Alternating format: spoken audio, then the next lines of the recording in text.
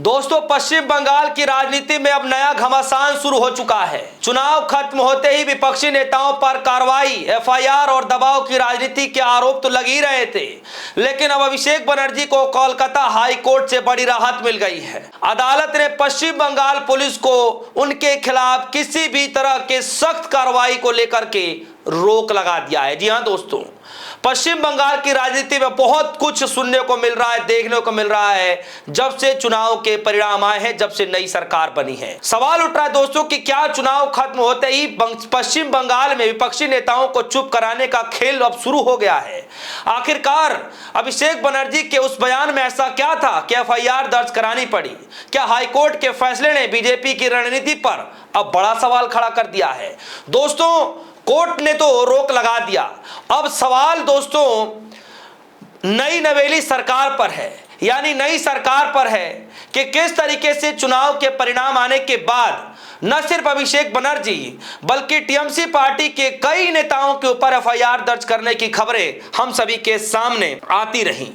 और आप देखिए कि एफआईआर के तौर पर सबसे बड़ा अगर चेहरा अगर किसी नेता के तौर पर था पश्चिम बंगाल के अंदर, तब वो थे ममता बनर्जी के भतीजे अभिषेक बनर्जी। अभिषेक बनर्जी के ऊपर पूरे चुनाव का कार्यभार दिया गया था। खुद ममता बनर्जी भी जो है लगातार चुनावी मैदान में एक्टिव थी और उस दौरान भाषण में कुछ ऐसी बातें अभिषेक बनर्जी ने कह दी जिसको लेकर के एफआईआर दर्ज कराया गया था। पूरा मामला क्या है आपको मैं इस खबर में बताऊंगा। सबसे पहले खबर के हेडलाइन को देखिए। यह खबर हिंदुस्तान लाइव की है और हेडलाइन में लिखा हुआ है दोस्तों, आपके सामने पढ़ देता हूं। अभिषेक बनर्जी को हाई कोर्ट से राहत, अमित शाह के खिलाफ बयानबाजी पर नहीं होगा एक्शन। दोस्तों, अभिषेक बनर्जी ने चुनाव के दौरान गृह मंत्री अमित शाह जी को लेकर के एक बयान दिया था, और क्या बयान था मैं आगे आपको पढ़कर बताऊंगा, लेकिन उससे पहले खबर में क्या कुछ है वो मैं पढ़कर बताऊं उससे पहले जरा इस खबर पर भी नजर डालिए कि किस तरीके से खबर लगातार आ रही है एफआईआर की। जरा जनसत्ता के इस खबर को देखिए, लिखा है मेरे खिलाफ दर्ज एफआईआर का खुलासा किया जाए। शुभेंदु अधिकारी की चेतावनी के बाद हाई कोर्ट पहुंचे टीएमसी नेता जागीर खान। दोस्तों, जागीर खान वही हैं जिन्होंने फाल्टा सीट पर आज चुनाव हो रहा है और वहां से उन्होंने पीछे कदम हटा लिया, लेकिन फिर भी दोस्तों बाद में पता चलेगा कि क्या कुछ हुआ, किस वजह से हुआ, क्यों उन्होंने पीछे कदम हटाया। हालांकि कोर्ट में जाकर के उनको यह अनुमति मिली थी कि चुनाव के परिणाम आने के बाद जो सीट पर चुनाव हो रहा है, दोबारा से रिवोटिंग हो रही है, तो वहां पर जब तक वो 25 तारीख तक नतीजे नहीं आ जाते, 26 तारीख तक जो है कोई भी कानूनी कार्रवाई नहीं किया जाएगा, कोई भी बड़ा कार्रवाई नहीं किया जाएगा, यह आदेश मिला था। उसके बावजूद भी पीछे कदम हटाते हुए नजर आए। हालांकि उस वक्त भी ये बातें चली कि चुनाव के परिणाम घोषित होने के बाद ही ताबड़तोड़ एक्शन लिए गए, यानी कि ये पुरजोर तरीके से ये बदले की राजनीति के तौर पर किया गया है। और इसी तहत पर आप देखिए कि अभिषेक बनर्जी के खिलाफ भी एफआईआर दर्ज कराई गई चुनाव के परिणाम आने के बाद। खबर में लिखा है दोस्तों, लोकसभा सांसद और पूर्व मुख्यमंत्री ममता बनर्जी के भतीजे अभिषेक बनर्जी को कोलकाता हाई कोर्ट से राहत मिली है।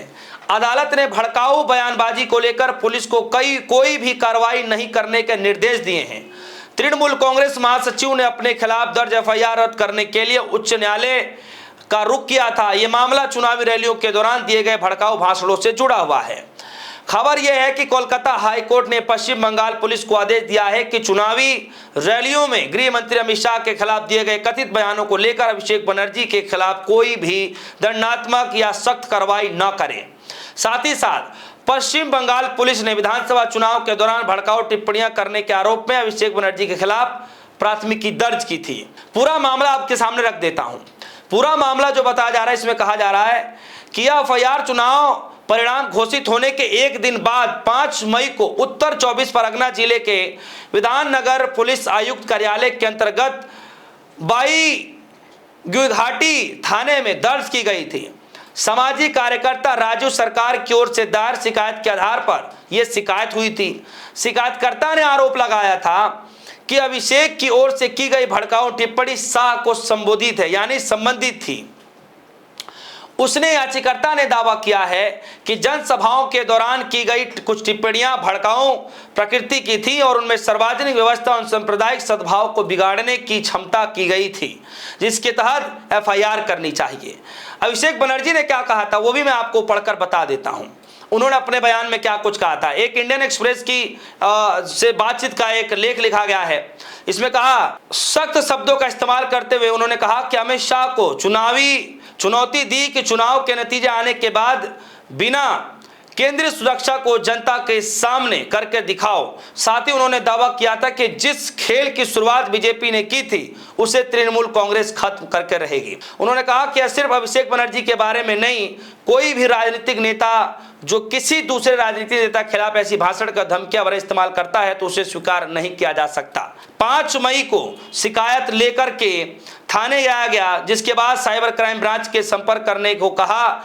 उसके बाद 5 मई को विधाननगर साइबर क्राइम विभाग ने शिकायत दर्ज कराई। फिर उन्होंने सूचित किया कि इस मामले में एफआईआर दर्ज कर ली गई है। यह बात याचिकाकर्ता ने कही थी। और भाषण जो है अभिषेक बनर्जी की आप सभी को पता है कि नई सरकार आने के बाद 15 साल के बाद, यानी कि पहली बार जो है बीजेपी के सत्ता आने के बाद खबरें इस कदर चल रही हैं कि 1-2 नेताओं पर नहीं, कई नेता हैं, 2-3 से भी ज्यादा नेता हैं जिनके ऊपर कई बड़े एफआईआर दर्ज कराए जा रहे हैं। कई अन्य मामलों में जो एफआईआर दर्ज कराए जा रहे हैं।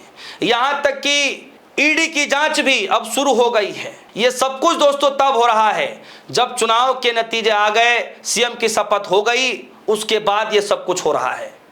तो दोस्तों राजनीतिक जो है इस पूरे मामले को देखा जा रहा है कि राजनीतिक जो है तौर पर यह खिंदस निकाली जा रही है, हिस्स निकाला जा रहा है कि किस तरीके से इतने सालों तक राज किया, अब हमारी बारी है तब हम बताएंगे।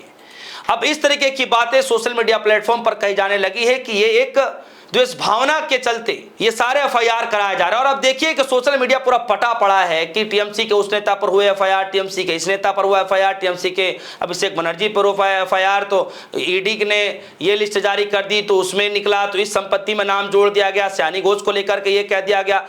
ये लगातार न्यूज चल रही हैं। यानी पश्चिम बंगाल के अंदर चुनाव खत्म होने के बाद, चुनाव के परिणाम आने के बाद, सीएम की शपथ होने के बाद आए दिन कुछ ना कुछ लगातार इस तरीके की खबरें आ रही हैं। और इसी बीच दोस्तों कहा जा रहा था कि अभिषेक बनर्जी की मुश्किलें बढ़ जाएंगी, लेकिन यहां पर मामला ही हाई कोर्ट ने उस पूरे एफआईआर को लेकर के ही एक नया सवाल खड़ा कर दिया है।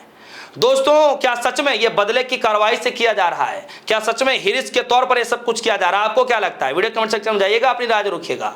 फिलहाल के लिए दीजिए इजाजत। देखते रहिए DS4 न्यूज़। धन्यवाद।